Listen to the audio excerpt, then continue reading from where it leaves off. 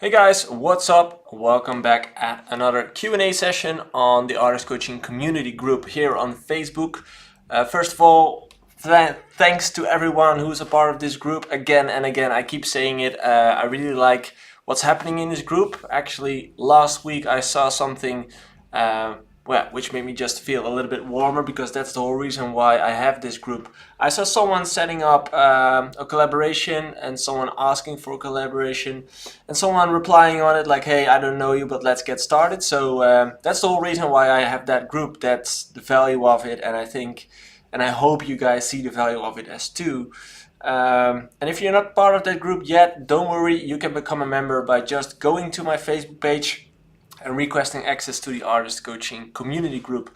I will grant you access to that group, and happy hunting.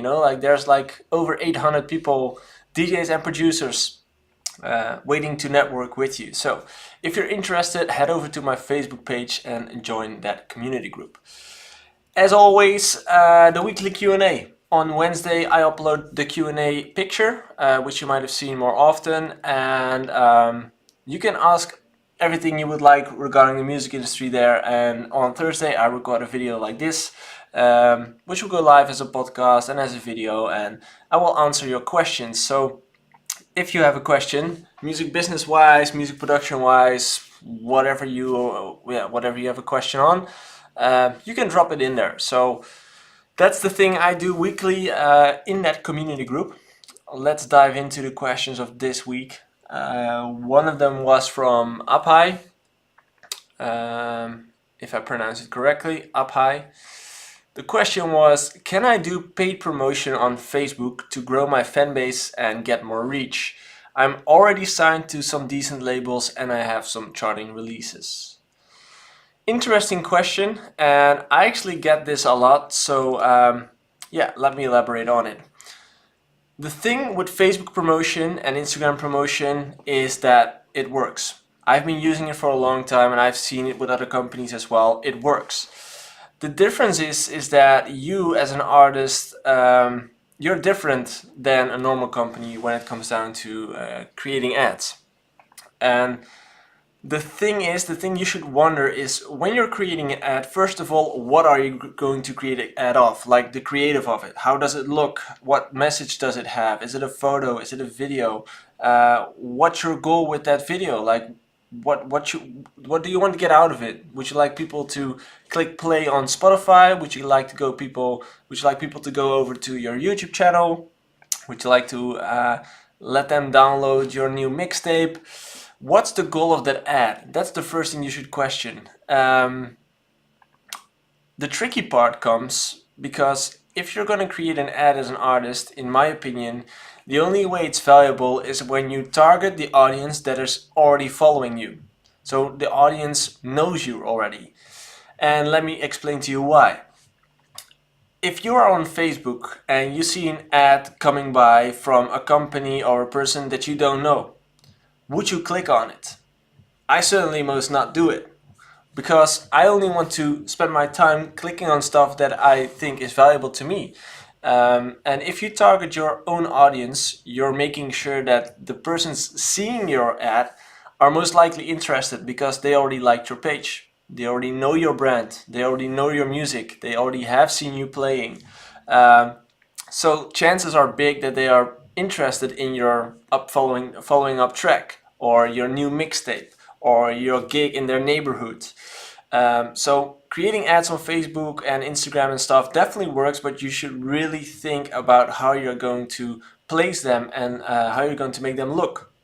Because aside from targeting the right group and making sure that the return of investment has a bigger chance, you need to make sure that the visual that you're going to use triggers the eye to actually click and to actually watch that video, or to actually click that photo, or whatever you want them to do. But you make sure that that creative variable that you use is interesting enough for people to click.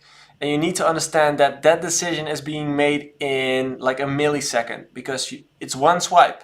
And in that one swipe, you should get the attention, because people will see 3 posts in one swipe.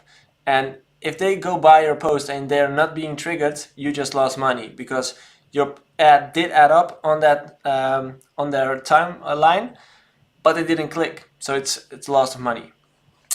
So I hope I answered your question well. It is valuable, but there's a lot of variables that need to be in order, that need to be correct in order to make sure it's gonna work.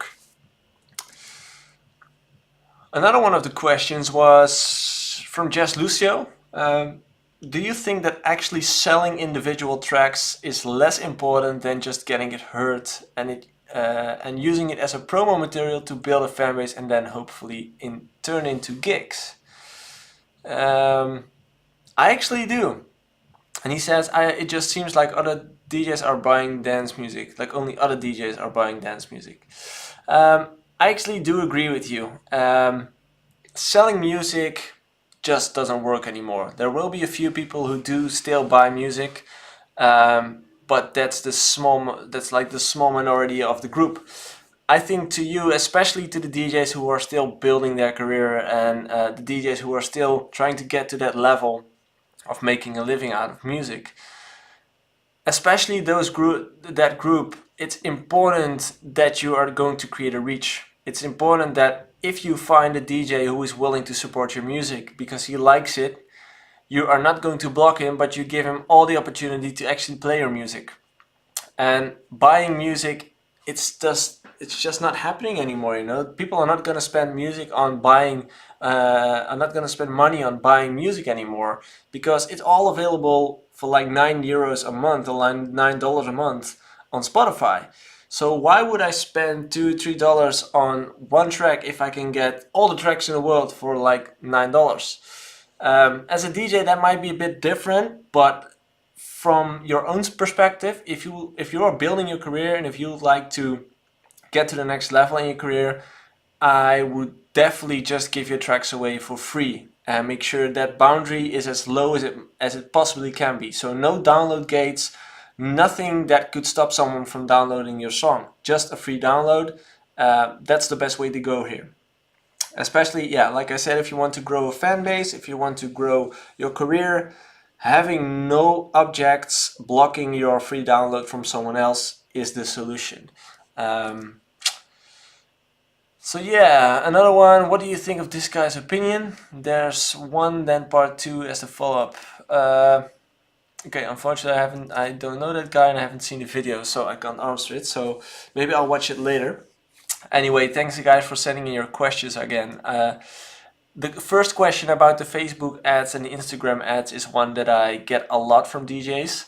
One piece of advice that I do want to give you on this video is don't just throw money into the system and see what happens, because if you don't know what you're doing, it's a waste of money and you can spend that money way more wisely on other stuff or setting things up better in your Facebook ads. Like I said, I hope my answers were valuable to you, and as I said as well, if you're still not a member of this group and you would like to ask me something, head over to that community group on Facebook, the artist coaching community. Join there and join the Q&A of next week, and maybe your question will be answered. Thanks guys for watching and listening again. I see you guys next week. Bye.